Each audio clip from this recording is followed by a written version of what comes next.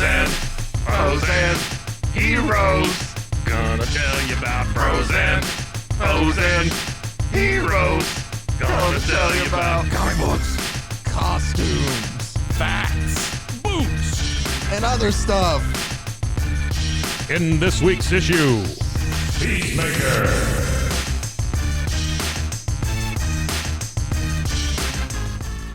Welcome into Bros, Foes, and Heroes, and I do not like the way I sound there because I sound like an FM DJ, but we're going to roll with it. It's okay. So, that's a new way to start the show. Hopefully kept you on your toes. Someday. But I am Zach, joined by the Frenchie the Fox to my Hank Hennessy, Oh, boy. Mr. Mike. How you doing, Mike? I have no idea who Frenchie the Fox is, but I'm doing okay. I had to look up the names to make sure because they're from a comic, a Charlton comic called Charlton. Yeah. Oof. Called The Fightin' Five. I bet Charlton's got a big presence on Instagram. Oh, I'm sure. Wouldn't you think? I'm sure. Charlton Comics. No. As spoiler alert on this, by the way, other members of the Fightin' Five show Irv, David, Sonia, Tom, and Granite Galero. That's not who we're talking about today. Just gave up on that one. I did. You're just like, whatever. That is not who we're talking about today. The reason I make the reference to the Fightin' Five is because that is where we get the first appearance of another character who we are talking about today. Oh boy. And that little character, well, he's not little. He's a big man. Yeah. It's Peacemaker. All right. And the reason I'm bringing Peacemaker up is obviously we saw him in the Suicide Squad movie with James Gunn. He was really great in that too. He was. John Cena, honestly, when he doesn't take himself seriously, he's fantastic. When he takes himself seriously, he can go jump off a cliff. But and this might be blasphemous to some people. I think I prefer John Cena to The Rock. Well, because you've had too many helpings of The Rock at this point. That's probably. And I know I'm just comparing the two of them because they are. He's going to be on that stupid from the Manning brothers football thing. The Rock is? Yeah. Dude, you even know I watched every time you turn around. He's like he's a Fortnite character too. Oh, good. Like he's everywhere. Oh, good. Yeah, no, and maybe that is the thing that I appreciate about John Cena is that he's not everywhere. Floss with Dwayne. Is that what? No, I don't know. But Fortnite character. So yeah, he is. He's like the boss. I just honestly thought Fortnite would be dead by now. I kind of thought too. But we're going on like 3-4 years at this point. Yeah. Now, Fortnite, I haven't, and I play occasionally with my bros just because it's easy to hop on and play. You come in on the hang glider. And, yeah, I do all that. Is that how everybody does it? Yeah. You have to come in on the hang glider to land before you start. Get down there and steal a toilet and throw it at somebody. You can't throw toilets. No? No. If you're listening, Fortnite people, there you go. Throw a toilet. And then after you figure that out, let me know how to throw a toilet. Exploding toilets. So, Peacemaker. Yep. Appeared in the Fightin' Five. Love his costume. It is unchanged. Really? Yeah. That was one of the things since the very first time. That's excellent. He was brought up. And I'll go ahead and I'll show you because all they did was, and we've talked about this before, funny enough, in previous episodes, but like Black Condor. Yeah. How Crack Comics had like a bigger volume that had a lot of little comics in it. And it was a bunch of different stories and his was in there. This was, we've kind of also talked about it with Captain Carrot, how his story was at the end of one and then they brought it to something else. But it's just a couple pages at the end of this Fightin' Five comic. Yeah. Man, they could do a good job with Captain Carrot now. Oh, they could do a good job. Such a good job with that. But so as you can see, Peacemaker has had the same uniform since he made his debut in Fightin' Five number 40. That's really 40 fantastic. or 41 in 1966. The big silver mask is what, it's just so good. It is. It it's does so look unnecessary. Like yeah. Well, there's one thing before we get into Peacemaker about the issue of the Fightin' Five. Like I thought about reading this and then I decided not to because of the cover itself. The cover looks fine. It's just some guy shooting somebody with a laser. Is he shooting a Nazi? But no, he's one of the Hank Hennessy is shooting somebody else of the Hank Hennessy fan of the Fightin' Five. So he's turned on him. Yeah. But the thing that I was just like, I don't think I can do this. On the left side, where it has like 12 cents and it like breaks down the issue kind of like a preview. It says, "What's this?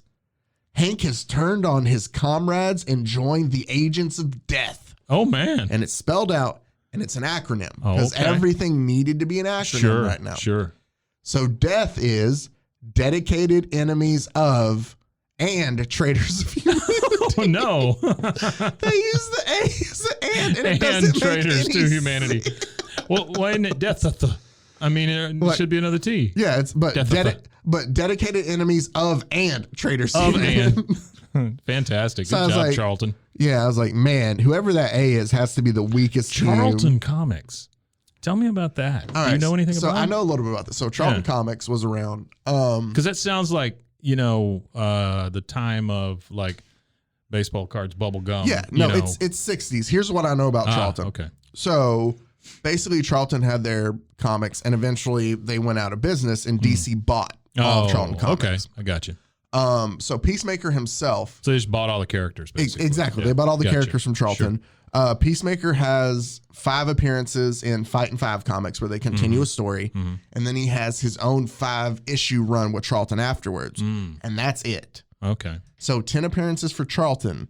DC buys him and doesn't get back around to using him until whatever the Infinite Earth, the big reset event in the 80s. Yeah, that's he's shown quite a while. He's not like brought in, but they're like Earth 4 is filled with all the Charlton comic characters. Oh, I see. So he makes his appearance there. Makes sense. In the late 80s, we'll get into his bio. I say that makes sense, like it does. It doesn't, but okay. I'll tell you. There's 2 different origin stories for him. There's the Charlton origin, and then the newer DC one. Okay, I'll tell you both of them. We're not necessarily going to hop into everything that he's done, like mission wise and stuff, because there's like 190 appearances. Oh wow! Obviously, this show has always been, I want to be like a introduction in a way, or if we focus on a huge storyline, I still don't go through and tell everything, so you can go back and read it or be prepared for another. We're here to help. Right.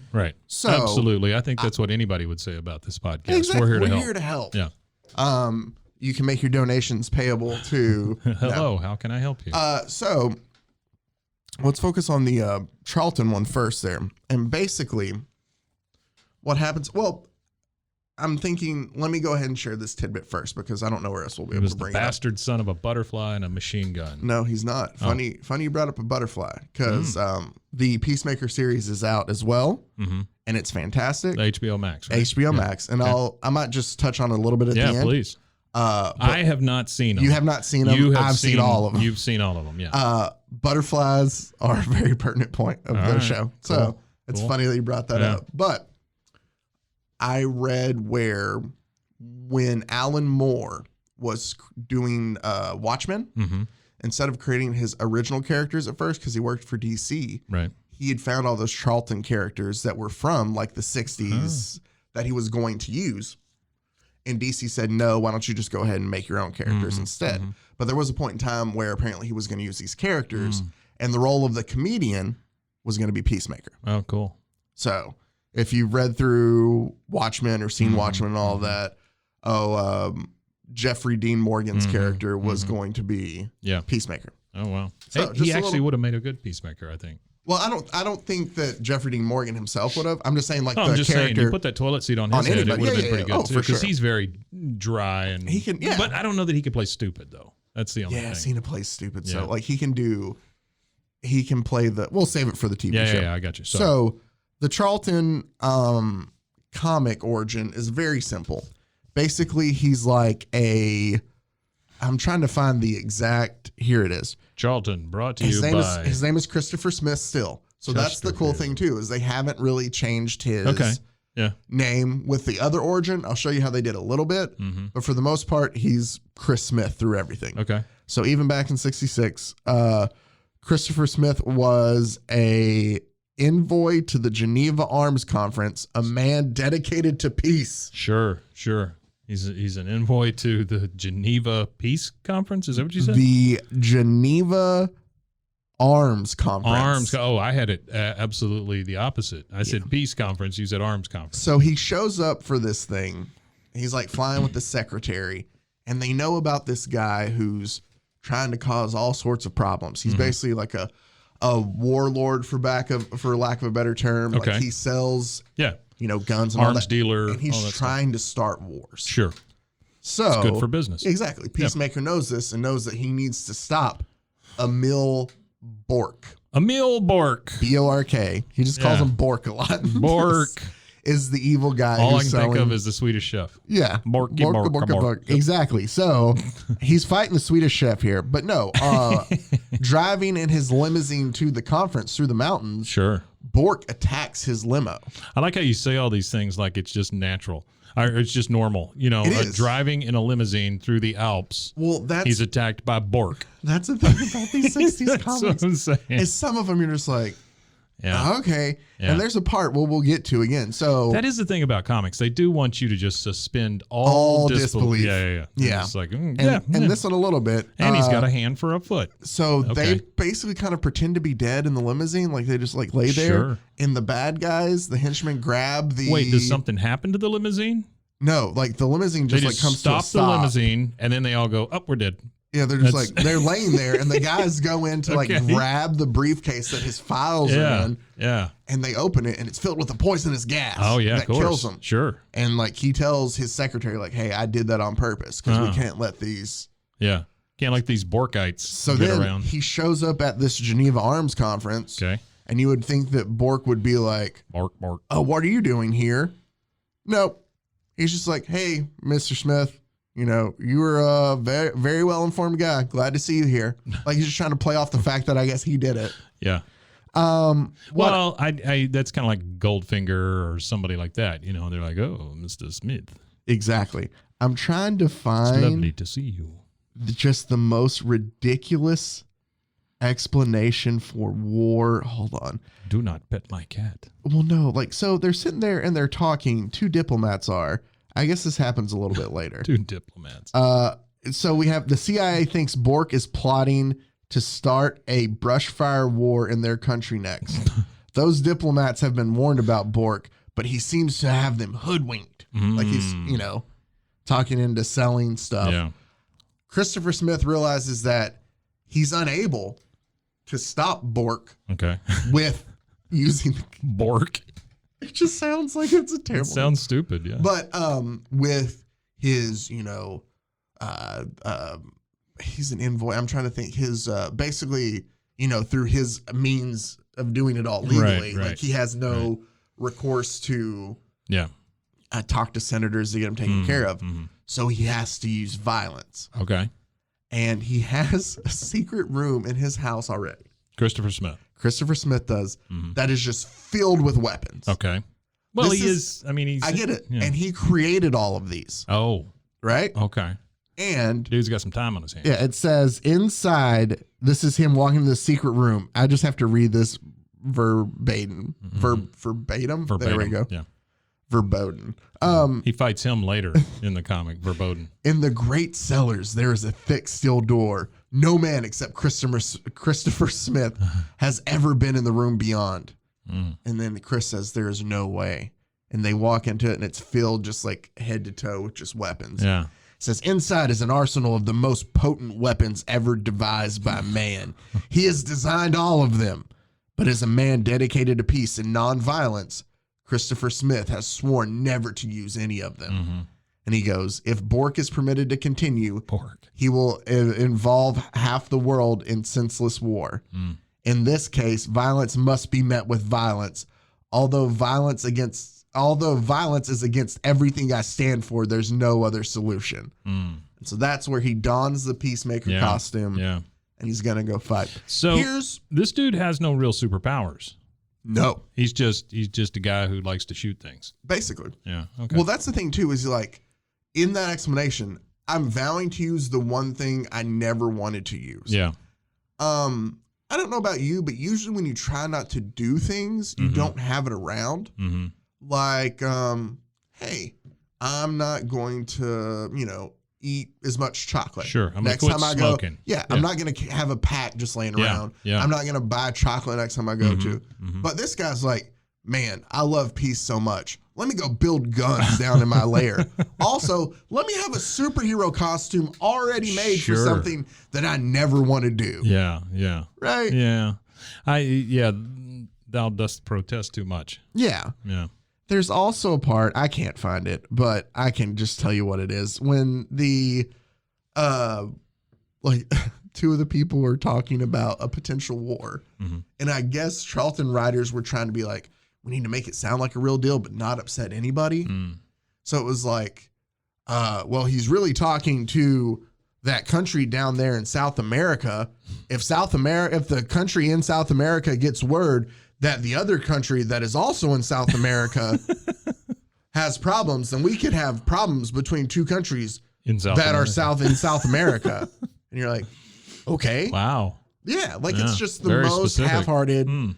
So basically that's how he becomes Peacemaker. He does maybe they just didn't have the encyclopedias handy. Maybe. You know, they were just like, I know South America exists. Yeah. Like, yeah, and then I thought it's the 60s, but it's the late 60s. Right. So we're kind of past Cuba and the missile crisis and all that.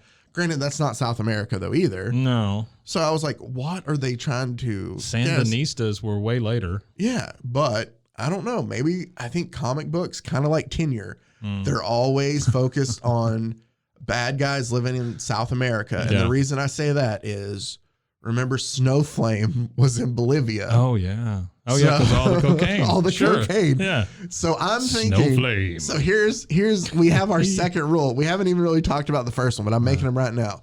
There's 2 rules for comics that you can learn here on Bros, Foes, and Heroes.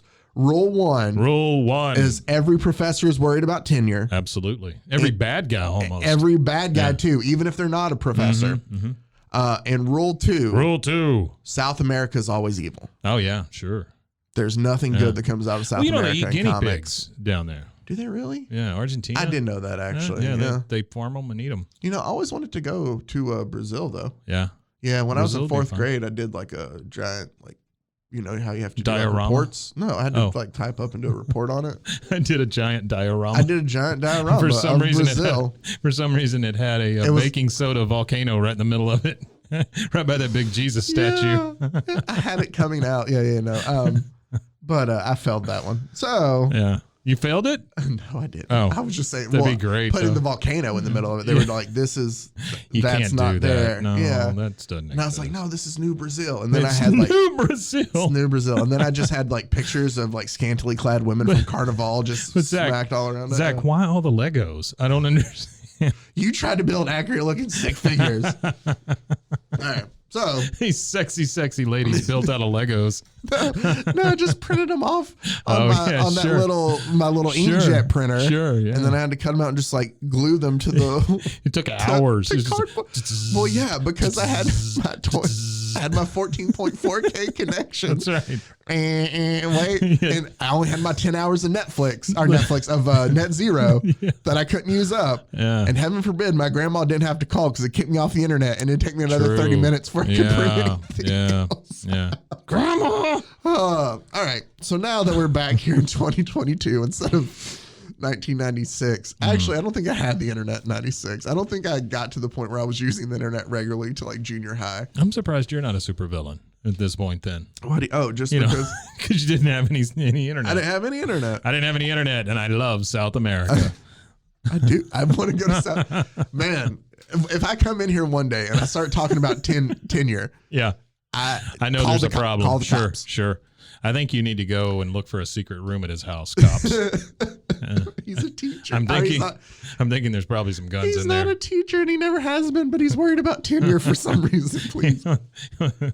Yeah. Oh, man. So he ends up defeating Bork, but that's just the general origin of Bork. The Charlton version of Peacemaker. Charlton, though, does sound like it would be brought to you by like Chesterfield cigarettes, right? For sure. Yeah. Peacemaker for Chesterfields. Mm-hmm. I like that. Kids, have a smoke. Makes my lungs feel great. 5 out of 5 doctors think they're great. 5 out of 5 doctors say smoking Chesterfields daily. See, I have the thought, and I know this isn't related to anything, but I feel like this is why the people listen. It's like, I enjoy they love comic the Chesterfield content, ads. But they love us just getting off track sometimes. And now a word from our sponsor, Chesterfield. But like we look back, because obviously like even with cigarettes and stuff and how like, Oh yeah. but even further back like that, we look at people and what they did at that time and think like, that is the stupidest thing. Why did they do that? They're going to think the same thing I'm about waiting us. but I'm trying to, the game I try to play is what is it that they're going to think about us? And so that can be fun sometimes. Parachute pants. Oh yeah. There you Zubaz. go. Done. Pogs. I had a lot of pogs, man. Yeah, they're just cardboard. I don't even know, like, and I bring it up, and even people my own age are like, what are you talking about? Really? Yeah. So pogs just... Pogs. I think it's a government conspiracy to try to erase pogs from our memory. But... we let them out too early. Let's focus now on the DC origin, All which right. in typical DC fashion... And this is about what time frame? This is the late 80s. I want to say like 88, 89. All right. End of the Reagan regime. End of the Reagan regime. And of course, if they're going to release a character, this is a 60s character. We need to amp him up. We need to make him more 80s like. Sure. His name is actually in that one not Christopher Smith, but Christopher Schmidt. SC. I don't remember if there's. I'm pretty sure it's H. Schmidt, like the German. Okay. And why does that change anything? Because his father is the leader of a concentration camp. Oh, great. Yeah, I told you. Like, it's DC. We're going to take something very sweet and heartfelt. Not even like just sweet, but just like, all right. Yeah. He's about peace. We're going to add a messed up backstory to it because that's what we do. Wait, his father? His father. So, okay. If he is, how old would you say he is in these comics in the 80s? 20. Well, that's 30. what I'm saying. Does the time frame even make sense? Like that his dad would run, I would think it'd be his grandfather. I think that the story that they tell is kind of like a happened before this point kind of thing. You know how they do that sometimes? Yeah, he runs the world's last concentration camp down in South America. No, but that's where they all are. That's why South America is so evil. Sure. Because it's the Nazis down there. Yep. Which, funny enough, if you watch Doom Patrol, you'll know that, there's still Nazis down there. South America and the dark side of the moon. That's where the Nazis are. Did they? I don't remember them talking about that in the Pink Floyd album. Yeah. Was it on the Transformers movie? It's on all of it. Yeah. You just got to listen.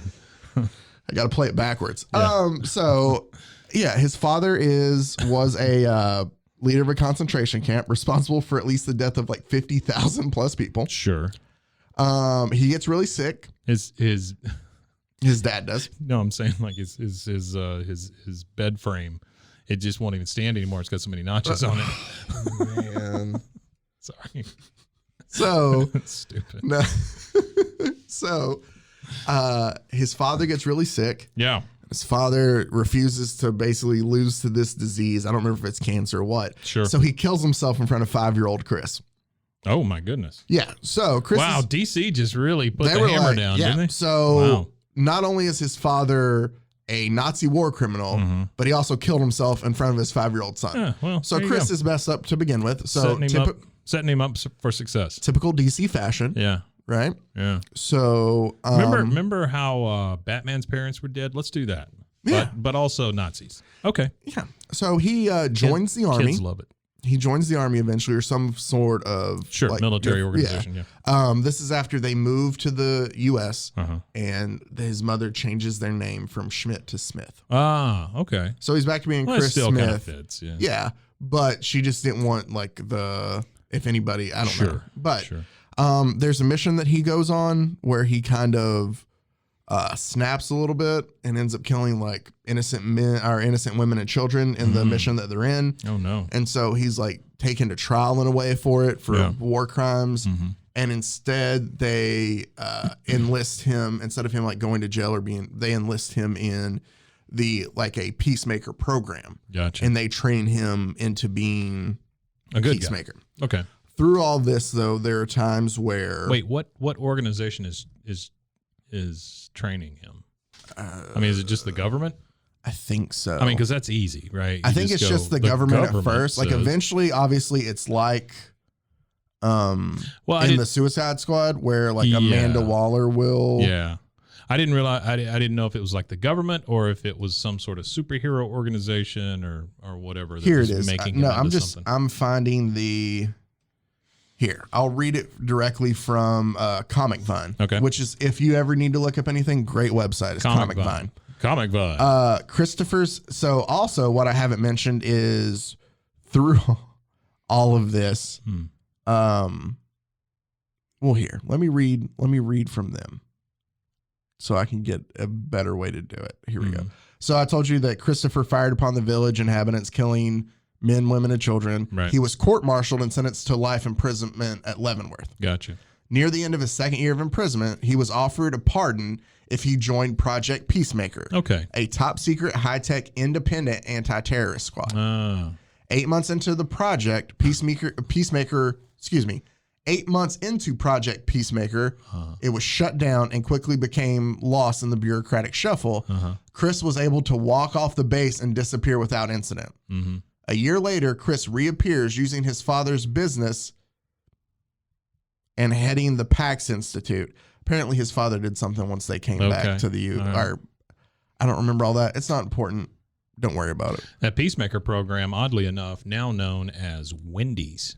It's it took a weird turn. No, it was an independent agency. I just had to remember. Later, he's taken in by, like, Amanda Waller recruits him, right? And that's how he becomes a part of Suicide Squad. Sure. So she was. Let me just say real quick. She is very persuasive. Yes, because she got a buttload of them to sign up for this thing. Yes. Yeah. Well, also they do instill bombs in people's heads, so they kind of force you to do it. So yeah, but I'm saying. Well, that's true. Yeah, you're right. So the thing that's weird about this, though, is Chris has images, or he's haunted by the ghost of his dead father, who constantly tells him that he's not good enough. Okay, sure. Because, he's a strong man and Chris isn't to that level. Chris also thinks that his helmet gets possessed by all the people he's killed at point in time. Okay. So just his helmet. So in typical DC fashion, they took what Charlton did and they made it a mess in a sense. Yeah. But it's their mess. Now, watching the new TV show, which came out on Thursday. Right. It seems like it's a little bit of a mix of both. Like we don't know what I think, because his father's still alive in the show. Oh, okay. So I think that James Gunn has kind of made his own story for it, which is good. But you can see probably where he pick and chose some from each little thing. But the TV show is absolutely fantastic. Okay. If you liked the Suicide Squad movie, you will love the TV show, I feel like. Okay. A lot of great jokes. Yeah. Nonstop jokes. Some of it is just ridiculous and irreverent, so just be prepared, but it is hilarious. Oh, that's fantastic. Yeah. I will also tell you just to be on the listen out, I guess, for a couple like Easter eggs in there. Really? Batmite gets mentioned. Oh no. Yeah. Oh no. Also, even though it's not a DC, Mothra gets brought up. Really? Yeah, I'm trying to think who else. Godzilla's Doll Man. Doll Man is a reference to one of the very first episode of Bros, Foes, and Heroes when we talked about Black Condor. Okay. Will Eisner also did Doll Man. Oh, okay. Which was later bought by DC. Remember, he's the guy who can make himself really small. Oh, yeah. Okay. Yeah. All right. There's a whole rant from Peacemaker about Doll Man. Okay, great. Even though we've never met Doll Man. Even though we've never met. So it's great. It's hilarious. There's another guy I'll go ahead and just bring up just because I know a little bit about. You've seen him in the trailers. I'm not going to explain too much about him because you'll learn that once you get into the series. But Vigilante, which is, for lack of a better term, his sidekick in the show, right? But also even in comics and stuff before. Okay. That's what I was wondering. I didn't know if he was. Vigilante was in the comics as well. Yeah. I actually looked into his background, and I can just super short. He was, I don't think he was a lawyer or something. And he was trying to take down organized crime. Like, he helped out in South America. Yeah, he helped. Well, no, it wasn't. But he helped out the Teen Titans, and one of the mob bosses, like, he got him to flip. Okay. And instead of going to jail, the mob boss decided to put a hit on Vigilante. Yeah. Adrian, I can't remember his last name. Barbeau. I don't think so. Oh. But so and put a bomb in his apartment, but it just killed his wife and kids. Oh no. So he's distraught. He's brought in by some person finds him, was like, hey, we can teach you how to be, something special. Takes him off, like they go out into the desert, and he's approached by like 4 people who are, I guess, some sort of like gods in a sense. I didn't go too far into it because you'll see one. Okay. Just like sweat lodge type stuff. No, it's like in a desert, and they're all dressed that's like. What I'm saying. Is he like he's on a quest or something? I guess like on a quest to become something better. Okay. And they tell him that, hey, if you beat all 4 of us, we'll teach you like everything we know. Like if you pass our 4 tests. Oh, okay. He has like they're like spirits of What like is Roman your name? guardians. Yeah. European or African swallow. I love that movie. Yeah, it's a great movie. And so he ends up failing them all, but doesn't give up and spends 6 months training and eventually passes them all, and they teach him everything they know and becomes vigilante. Right. But he's highly flawed as well, right? Yeah, I'm sure. So let me ask you, what about the eagle? Well, let me wrap up Vigilante real quick, because this is just, I found it funny. I don't think we're gonna get this in the TV show, but in the comic, he and Peacemaker are like trying to fight at the same time, and they get into a little scuffle, and Peacemaker unmasks Vigilante. Oh no. And so everybody knows who Vigilante is. Very much like the Peter Parker in Spider-Man No Way Home. But right. There's no magic to fix it. And so he can't deal with the fact, like, he's being hunted now as a criminal. So Vigilante ends up killing himself. Oh, no. Basically because of Peacemaker. Oh, no. This is DC in the late 80s, people. My God, DC, let's not forget. We've talked about this too. DC in the late 80s, they seemed like they were like, hey, we need to focus on stuff that's going on in the real world. We need to make our comics edgier and stuff like that. But then some of the things they do just don't work. So you get Cocaine Man. Yeah, you get Cocaine Man. You get the AIDS vampire. Oh, God. You remember the AIDS vampire? Yeah, very much so. And now you get another hero has basically caused another hero, or a hero has caused another hero to kill himself. Oof.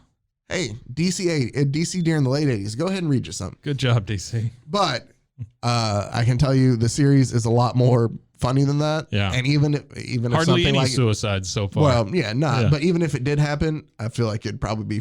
Well, I don't want to say for laughs. That's terrible.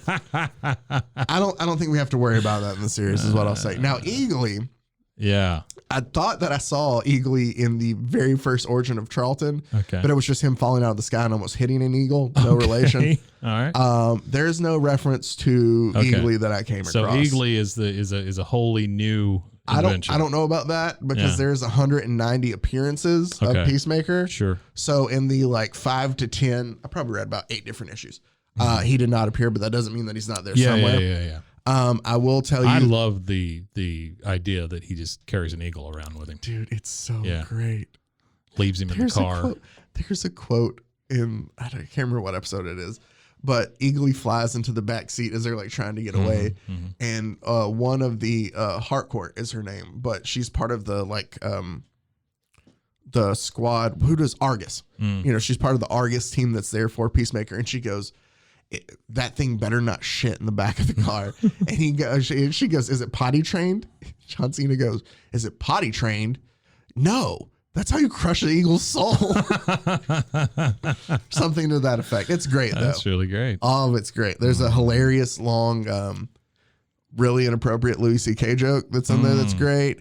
There's obviously just any of the irreverentness, I guess is a word that you loved from the regular Suicide Squad movie. Yeah, from the newer one. Yeah, from the newer one. Yeah. Just be prepared for more of it. It's not great. that other abomination. And I did look into it. Season 2 is actually a maybe. Very nice. It's not going to be for a bit, though. James Gunn wants to finish Guardians of the Galaxy 3. And then, the holiday special. And then take a break because he's filled like he's just had project. Yeah. And then after said break, he says that he's down to come back and do another season of Peacemaker. That's awesome. So that's good. So great things to look forward there too. We'll probably. But he did say he does not want the DC universe given to him like Kevin Feige. No. Yeah. No. I don't think he wants that. I think. Good. I think that James Gunn has found his niche in, not to say that he doesn't make other great movies, but the comic book movies he's done so far in series have been great. Guardians of the Galaxy, Guardians, Suicide. Yeah. I think that he's found, if you give James Gunn your comic book property of weird team up kind of things, where he's able to like make that family kind of mesh work, and then also bring in as much randomness that's associated with it as possible. Yeah. It's great. Oh, Weasel's brought up again. Oh. He just a name. Oh, okay. We don't know if that's all right. We don't know what he's doing, but he is brought up again. But no, it's a good show, so I highly recommend it. So there you go. That is Peacemaker. You know, I'm sitting here looking at James Gunn on IMDb, and I did not realize that he did Super also with with Rainn Wilson and Dwight Schrute. Yeah, and was Elliot Page in that? No, you're thinking of Badass, I think. Oh no, it is Elliot Page. Yeah. Elliot Page, Liv Tyler, Kevin Bacon. Yeah, I thought he was in that too. Michael Rooker. Yeah. No, Kick-Ass was that, and his brother. Well, his brother's in everything. Yeah. Which is kind of hilarious. It is fantastic. It really is. His brother was the Calendar Man and Weasel. I'm waiting to see then if his brother's in this at some point in time, but he hasn't popped up yet. He's probably the Eagle. Oh, yeah. Guardians. He's hugging Guardians, me. Can you take a Super. picture? Oh, that's so great. So, do yourself a favor. Watch Peacemaker. Make sure the kids aren't around, though, because it's definitely... I didn't realize he's a trauma guy. Like, oh shoot, what's the big trauma? Tromeo and Juliet, and what's the big monster that's a janitor? The Toxic Avenger? Yeah. He's tied into that world. Like he did Sergeant. Really? He did some stuff with Sergeant Kabuki and Tromeo and Juliet. Is this back in the day? He did the Specials. Huh. You remember the Specials? No. So the Specials is another superhero-y type movie. Thomas Hayden Church, Rob Lowe. I mean, I love those characters. Yeah. I mean, those actors, but... Yeah, and Sean Gunn, of course. Well, yeah, because Sean's going to be in everything. Judy Greer. Wow. Huh. Wow. Huh. I got to go back and watch me some James Gunn stuff. There we go. So that is Peacemaker, Mr. Christopher Smith. Yeah. What is the... I think the new tagline is... He fights for peace no matter how many men, women, and children he has to kill to get it. It used to be, though, let's be honest, Just even dicks. the Charlton version, where, he's supposed to be more innocent in a way and doesn't have like the, Nazi concentration camp father. He still had a cache of weapons, even though that was the one thing he said he would never do. It's like, you know what? I really have to slow down on my cocaine use. I'm glad I have this mountain down here for some time, I guess. Sure. But Yeah. that part makes no sense. But I don't know. It's, like I say, the comic books, that's the first thing they ask you to do is suspend your disbelief. Yeah. His character is, to me, the best way it is right now, where he is like a gray character. Yeah. And you see in the series of what he's dealing with, and it does add growth to the character. And so I think this is the best version so far that we've had of him. All of Gunn's characters are in that gray zone. Yeah. They can be good, they can be bad, they can be both. And it's so great because he even sets up like, I don't want to call it division, but like they're like, he even shows that grayness within the team that you're supposed to root for. Oh, that's when cool. you have, there's conflict between the team. So that's kind of cool too. But no, I'd recommend going and checking it out on HBO. The 3-episode premiere is there. Thank and you, then James Gunn. each Thursday, I think, is when they'll release the new episodes. The Charlton Comics version, I think, is probably the better backstory, but DC did DC, and they're always going to do DC. One last question. Yeah. Did they ever explain the helmet? Like he started with the helmet. Okay. Like they go into the helmet more about like, I think there's like, it can shoot lasers from it. Because it is a weird. It has shape. it has like a CB in it or like a radio in it you can hear. And they kind of go into that a little bit more in the series. Like there's things his helmet can do. It's the not utility just like of his helmet. Yeah. Gotcha. There's more utilities to it, and they'll go into it a little bit more. So it's not just, it just doesn't look ridiculous. Like there's things it does too. Okay. All right. Man, I can't wait. Yeah. I'm telling Now you, I it's going just to be want to go home exciting. and watch that. Yeah. Do it. You don't have anything else to do. No, nothing else going on. That's great. As always, you can find us on Instagram, Bros, Foes, and Heroes, or feel free to email us at brosfoesandheroes@gmail.com. Gmail.com. Mike, anything else you'd like to plug while we're here? I don't think so. I mean, I can tell you go listen to Story Dog. I can tell you go listen to Wake the Kids, Phone the Neighbors, which I did not get an episode out of this week, and but I'm so sorry. Listen to episode 2 and I enjoyed it a lot. Did you like it? So, yeah, I did. Good. I'm glad you liked it. And then we're hoping this week we get out that first King of the Hill episode. It's wow. That's my purse. I don't know you. That's right. It's my favorite King of the Hill quote. Yeah, it's a good one. So there you go. As Do I always, look like I know what a JPEG is? That's such a great show.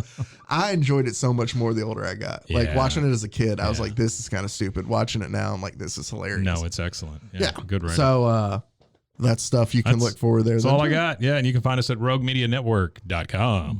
.com. So is it too late now for me to go in a word from our sponsor since we're closing it up? No, go right ahead. All right. I know that we have like 30 seconds left, but before you hear the last of it, please, a word from our... No, I'm not going to do that. Chesterfield Cigarettes. Chesterfield Cigarettes and tenure lock. Are you worried about somebody stealing your tenure? Hire us at Tenure Lock. We'll make sure. I don't know. It's like it kind of reminds me of like one of those Social Security add-on commercials. Yes. You know. Yes. You'll see on like I got my tenure and more that you'll see on MeTV. Yeah. MeTV. Wow. Sorry, I just alienated. Well, let's be honest, they're not listening to us. I can't believe that somebody in their late 60s or early 70s. Octogenarians. Yeah. Well, no, they'd be 80 if they were octogenarians. Right. So whatever the word is. And if you are listening to us and you are, well, thank you. Yeah, thanks a lot. You're not a part of the MeTV group. You're cool because you listen to us. Yeah, and this is not a fever dream. Not at all. No, just check your diaper and get back to listening. Make sure to let the rabbits out before you go to bed. All right. Rabbits.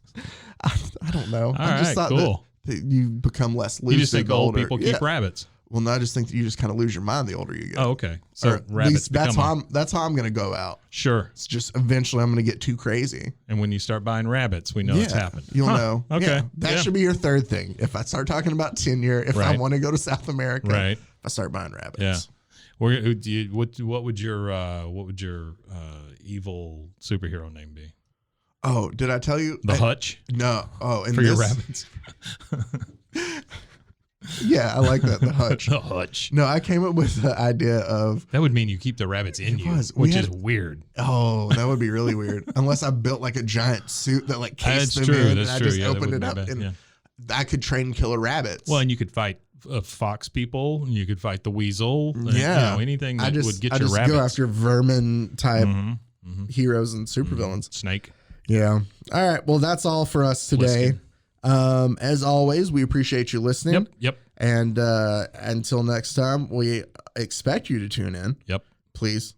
If not, Mike gets really sad. And then I have to spend the first 30 minutes before we record just kind of building them back up. So, yeah, it really it tears up my world. It does. I'm just dragging this out. But until next week, everybody stay safe. Got it, gun. Pros and heroes. Gonna tell you about pros and heroes. Gonna tell you about.